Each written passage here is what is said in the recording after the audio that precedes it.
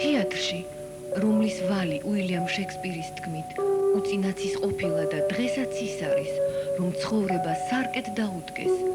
იმდენადვე ძნელია საკუთარი სიტყვის თქმა, ან და სათქმელის გამოხატვის უჩვეულო ხერხისა თუ სტილის მოძებნა, რამდენადაც ხელოვნების ნებისმიერ სხვა დარგში. ეს მუდამ მხოლოდ რჩეულთა ხვედრია.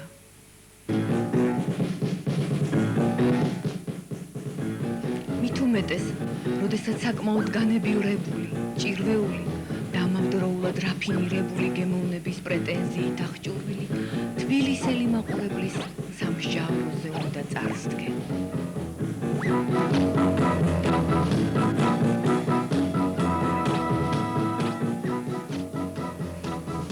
აქედან გამომდინარე, გამართლებული ნამდვილად არ იქნება, გულგრილად ჩავუაროთ ქართულ თეატრალურ ასპარეზზე მიმდინარე რომელსამე საინტერესო მოვლენას, თუ კი იგი ისეთ ნებათა ღელვას გამოიწვევს, როგორი ჩვენი დღევანდელი გადაცემის საგანმა გამოიწვია. ასია ხოლმე საუკუნის მიწური. მუდა. ოთხდანა ქურამეტე!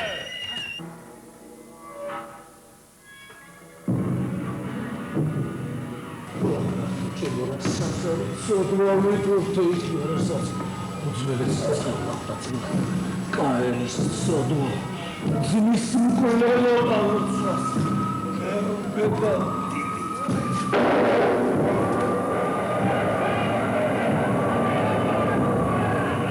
მეთემასხა თვალ სასახლის მარცხენება აშკარებული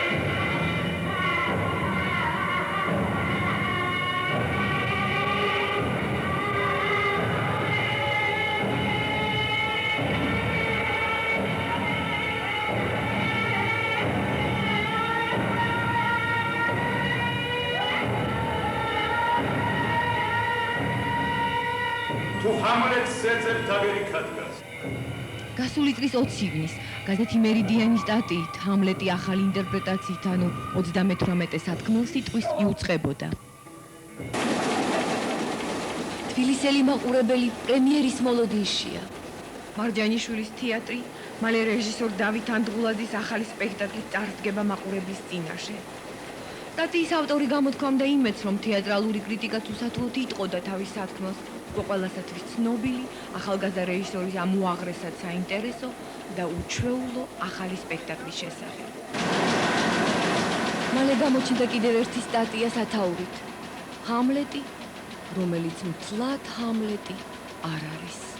სტატიის ავტორი წერდა, რომ ახალი სპექტაკლი 38 უილიამ შექსპირის ჰამლეტისა და ტომ სტოპარდის ამავე თემაზე დაწერილი პიესის როზენკრანცი და გილდენსტერნი მკვდარნი არიან მოტივებზე შეიქმნა და იგი შექსპირის, სტოპარდისა და ანდღულაძის დრამატურგიული აზროვნების სინთეზს წარმოადგენს.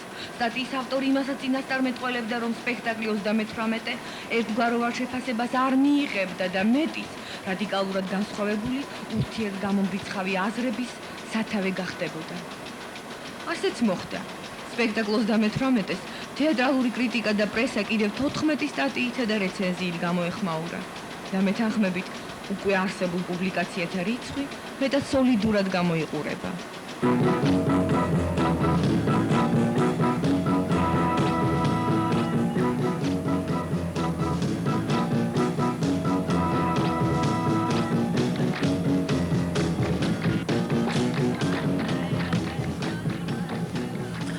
ბატონ დათოს რომ შევხვდით, პირველად სწორედ ეს ვკითხეთ. რამდენად ქონდა მას გააზრებული სპექტაკლის ასეთი არაერთგვაროვანი შეფასების რისკი. და კიდევ, ხომ არ ეხამუშებოდა მას პირადად ასეთი შესიტყვება. შექსპირს სტოპარს ანდღულაძის დრამატურგიული ალიანსი. საერთოდ ერთგვაროვანი შეფასება ხელოვნების ნაწარმოებს არ შეიძლება ჰქონდეს, რადგან ნებისმიერი შეფასება არის სუბიექტური და აქედან გამომდინარე არ არის ერთგვაროვანი. უბრალოდ ბატონდება გარკვეული ჯგუფის აზრი, სხვები ამ აზრს აიტაცებენ და უკვე ყალიბდება საზოგადოებრივი აზრი. ანუ ერთგვაროვანი შეფასება. ერთგვაროვანი შეფასების იმედი არც უწინ მქონია ჩემი სპექტაკლების შეფასებისა და არც მომავალში მინდა რომ მქონდეს. ეს რაც შეეხება საზოგადოებრივ აზრს და ერთგვაროვან შეფასებას. აი პარადოქსია, მაგრამ მაყურებელს ხშირ შემთხვევაში ორ უცნობიანი განტოლების ამოხსნა ბევრად უფრო უადვილდება, ანუ როცა მისთვის უცნობია თემაც და ამ თემის ინტერპრეტაციაც.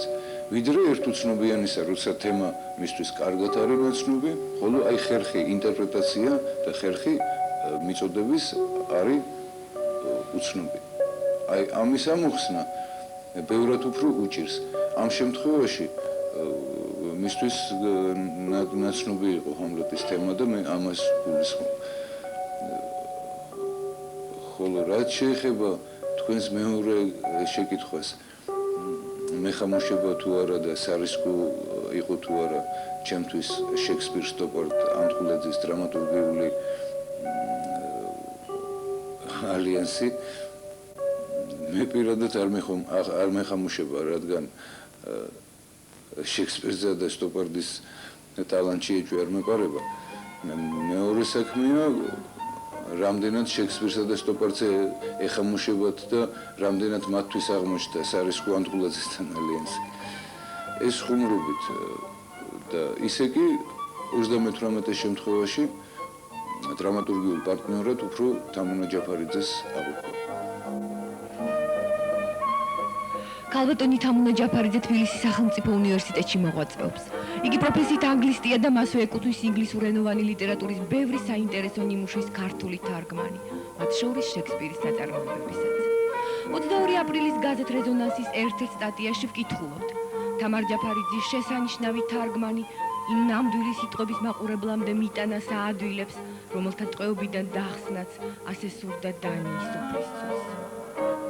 ჩვენ ქალბატონ თამუნას თხოვეთ აეხსნა, რომელ თარგმანს გულისხმობდა სტატიის ავტორი. რატომ აღიქვამდა მას რეჟისორი დრამატურგიულ პარტნიორად და საერთოდ როგორ მოხდა იგი თეატრალურ ინტრიგაში. თარგმანში გულისხმობდა ტომ სტოპარდის ნაწარმოები როზენკრანცი და გილესტერნი მკვდარნი არიან. ეს ძალიან ცნობილი ნაწარმოებია, მოგეხსენება და ერთ-ერთია, რომლის მოტივებზეც შეიქმნა უკვე 38. ეს ნაწარმოები ნათარგმნი აქამდე ქართულად არ იყო და კერძო საუბარში, მე და დათოს კერძო საუბარში ჩამოვარდა სიტყვა მოიტანა ამ ნაწარმოებზე, ჩამოვარდა საუბარი და დათომ შემთავაზა, რომ მეთარგმნა ქართულად. მე რა თქმა უნდა სასწრაფოდ დავთანხმდი გულის ფანცქალით, იმიტომ ძალიან მაინტერესებდა ეს ნაწარმოები, თუმცა ერთგვარი შიშითაც. როგორც კი ეს გადაწყვეტილება მივიღეთ, დათომ უკვე ლონდონიდან ორიგინალი ჩამოატანინა და მე ვთარგმნი ნაწარმოები. და მას ჰქონდა წარწერა, რომ ეს ითარგმნა ბატონი დათო ანდღულაძისათვის, მარჯანიშვილის თეატრისათვის. შემდგომ უკვე ნელ-ნელა თანდათანობით დათომ შემაპარა ის, რომ ნაწარმოები ასეთი სუფთა სახით არ დაიდგმებოდა და რომ ფაქტიურად უნდა შეგვექმნა სხვა ნაწარმოები, რომელიც იგულისხმებდა უფრო დიდი დოზით შექსპირის ჰამლეტის შემოტანას და რა თქმა უნდა ამ ნაწარმოების ელემენტების შენარჩუნებასაც. მე თავდაპირველად ამან კიდევ უფრო ერთი შიშის მეორე შიში განვიცადე, ამანაც ძალიან შემაშინა, გავჯიუტდი. მაგრამ მერე, როდესაც დათო მისთვის ჩვეული შეუპოვრობით და სიდინჯით დიდხანს მესაუბრა ამ თემას და მესაუბრა იმაზე თუ როგორი ინტერპრეტაციას თავაზობდა იგი, მე ამ ინტერპრეტაციამ იმდენად მომხიბლა, რომ აი ამ სარისკო ნაბიჯზე წავედი და როგორც თქვენ ბრძანეთ, ამ ინტრიგაში ამოვყავე თავი. პირველი რა გაგონდა? არაფერი არ მოგონდება.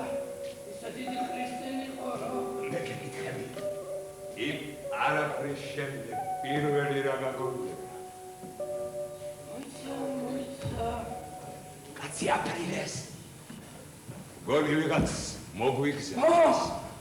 უცნაური სახელებითაც მოგმართა. როზენკრანც, გილდენსტერნ. როზენკრანც. ოდეს ქვეყანა აირევა. ძაღლი და ღორი შარაზე გადის ნარმევის მოსალაფავად. კიდლეში იყოს. აღიქცდება, გაფაციცდება, საფლავს გავხნის და მიატოვებს საკბილოს ეშხით. ასია ხოლმე სამკუნის მიწურულს მუდა. აი თუ დავიგვიანე. აბა მე რა ვიცი. მაშაკ რაღაც უზივად ნეტავიცოდე. გოლი წასვაჯობებდა. საწარაჯობს, გაცრაშჯობს ხომ გაგიგონია. ბრძნული ნათქვამია. საით ვეცლები.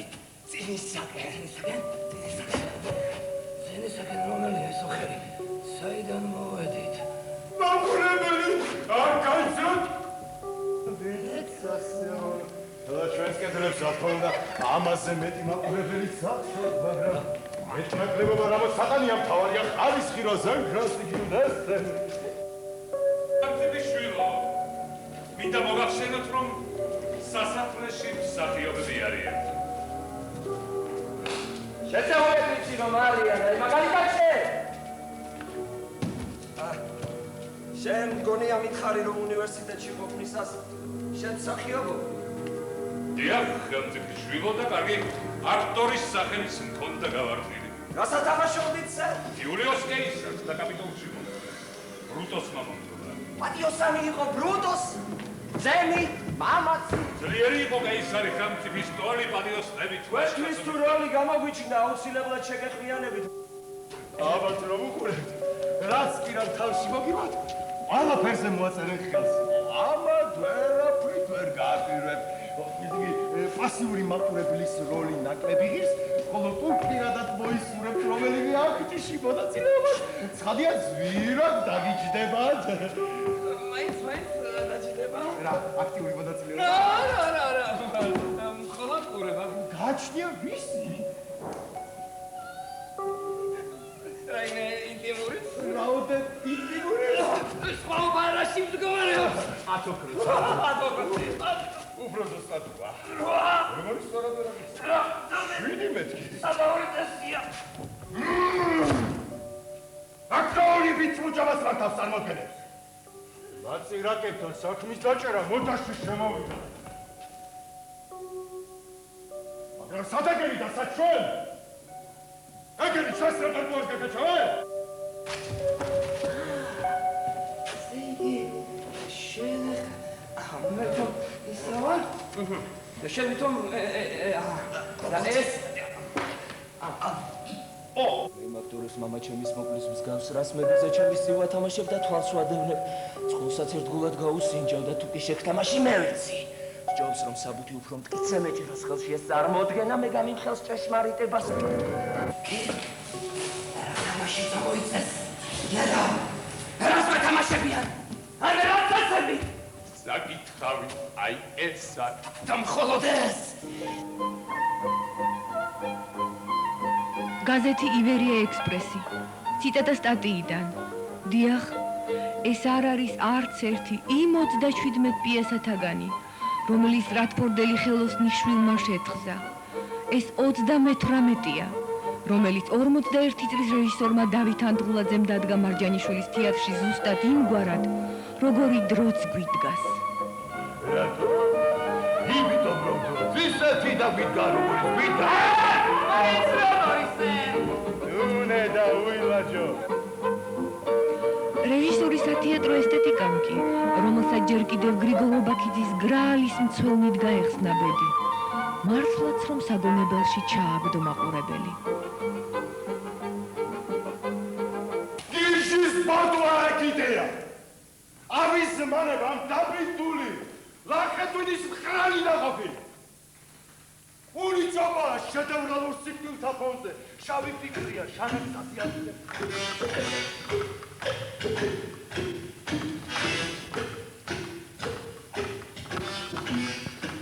38 ზოგისათვის პარანოია ანიმალისტური ბოდვებით. სხვებისათვის კი 21 საუკუნის ჰამლეტი. სადაც ნაცნობი პერსონაჟები სრულიად ახალ დამოუკიდებელ სიუჟეტს წარმოადგენენ. მაგალითისათვის ისიც იკმარებს თუ კი ვიტყვით, რომ ჰამლეტის ერთგული მეგობრის ჰორაციოს სახეს 38-ში მეტად ნიჭიერი, ახალგაზრდა, იმედის მომცემი, გერმანული ნაგაზი ქმნის. ჰორაციო! არ გასწვეთია ჯერ ფეხსაცმელი, რომლით იგი ცრემლის მრგვეველი მისდევდა გოგოს უბედურის მამიჩებისას და ეხლა კი ადაქორწინა. უწყობიერით მიიგროვებდა უფრო ხანგრძლივად. დაქორწინდა და მერე მისდა? ბიძა ჩემთან. თვით მამიჩემის გვიძილსაც მასთან ეს სულ ერთვესა, დიახ ერთვეს. შეშრობია გაზმონადენი მის ცბიერთა თვალთაგან ცრემლი? არა რა ობო, დედაკაცი უნდა გეტყვეს. ცუდ ამბებს ხედავთ. ლავაც უნდა ცუდს მოველოდეთ. იქნება ჩემთვის საჭირო იყოს უცნაური სახის მიღება. უშნოდ კმედობა ურაზროვნად? შეგიანობა? თუ ვნახო მაშინ უდამცინებ. ნურს გაოცდები. ნუ რა ვისეთყვი საიდუმლო რომ იცი, ჩემი გაიპე გულო, რადგან ენა უნდა დადვი.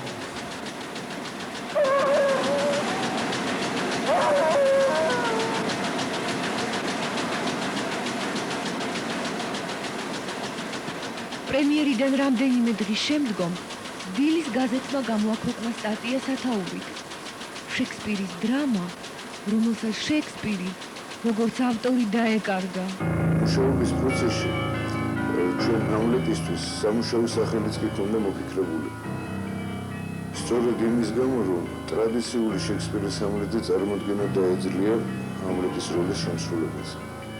მე მაგალითად ვერ გავიზიარებ იმ აზრს, რომ ამ ნაწარმოებში შექსპირი და სტოპარდი როგორც ავტორები დაკარგულნი არიან.